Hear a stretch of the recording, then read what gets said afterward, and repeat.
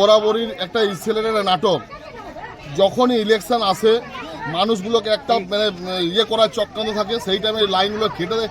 আর এত গরম, একটা ইসেলের এমনিতে রুল আছে যে 5 কিলোমিটারের মধ্যে যেখানে প্রজেক্ট থাকবে সেই সারাউন্ডিং এলাকায় জলের পরিষেবা, ইলেকট্রিক পরিষেবা, বিভিন্ন শিক্ষামূলক পরিষেবা বাচ্চাদেরকে দেওয়া ইসিএল থেকে বাধ্যতামূলক। কিন্তু এইখানে ইসিএল কোনো রকম কোনো কাজ করে না। যদি সামান্যটুকু লাইনটা আছে, যখন তখন আসে লাইন কেটে দেয়। কিছু কিছু জায়গায় তাদের কিছু কিছু পেটুয়া আছে, তারা তোলা আদায় করে টাকা পয়সা দেয়, তাদের লাইনগুলো থেকে যায়। এবং কিছু এখনো পর্যন্ত যে ইসিএলের কোয়ার্টারগুলো পড়ে রয়েছে, সেই কিছু তোলা লোক আছে, তারা কোয়ার্টারগুলোকে দখল করে রেখেছে। সেখানে পর্যন্ত এখনও লাইনগুলো রয়েছে, সেখানেও লাইনগুলো কাটা হয় নাই।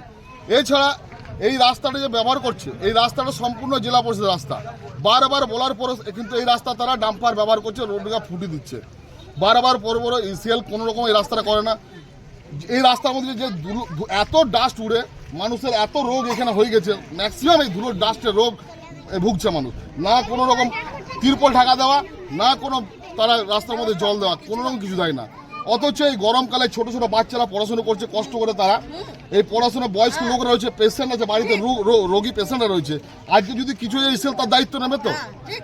এই যদি লাইন না দেওয়া হয় আর এই দুমুখ সাপ যদি করা হয় এবং ইলেকশনের সময় যদি নোংরামি রাজনীতি করে, তাহলে কিন্তু এলাকার মানুষ কিন্তু ইসিএলকে ছেড়ে কথা করবে না। এই আন্দোলন কিন্তু আরো অনেক বড় আন্দোলনে যাবে। এটাই হচ্ছে আমাদের সমস্ত এলাকাবাসীর দাবি। লাইন আমাদের ইমিডিয়েট লাইন দিতে হবে। এবং যে গরিব মানুষ যে তারগুলো কেটে নিয়েছে, যে তারগুলো কেটে নিয়েছে, অবিলম্বে তারগুলো ফেরত দিতে হবে।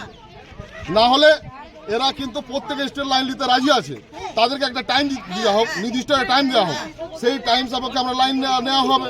কিন্তু না জানিয়ে আজকে বাড়িতে অসুস্থ মানুষ, ছেলেরা পড়াশোনা করছে, সেখানে ফট করে লাইন থেকে কি উদ্দেশ্যে, এর ভেতরে কি উদ্দেশ্য আছে আমরা সেটা জানতে চাই। আপনার পরিচয়?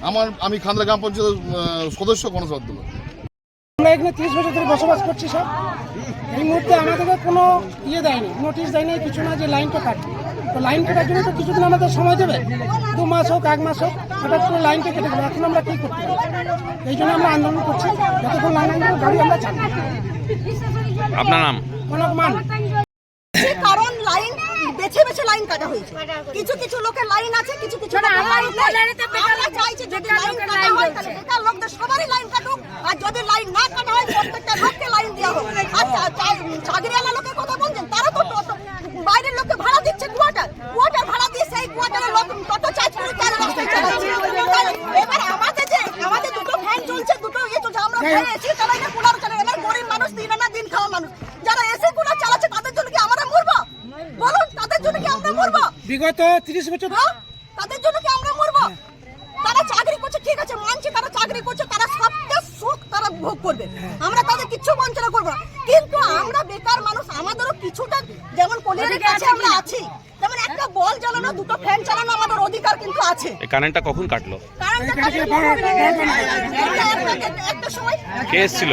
ইসিএল থেকে কে এসেছিল? পুলিশ ছিল সঙ্গে, আর কিছু লোক এখানে ম্যানেজমেন্ট ছিল, ইলিয়াস ছিল। হ্যাঁ, ইলিয়াস। আপনার পরিচয়? আপনার পরিচয়? এখানে বাসিন্দা। বাসিন্দা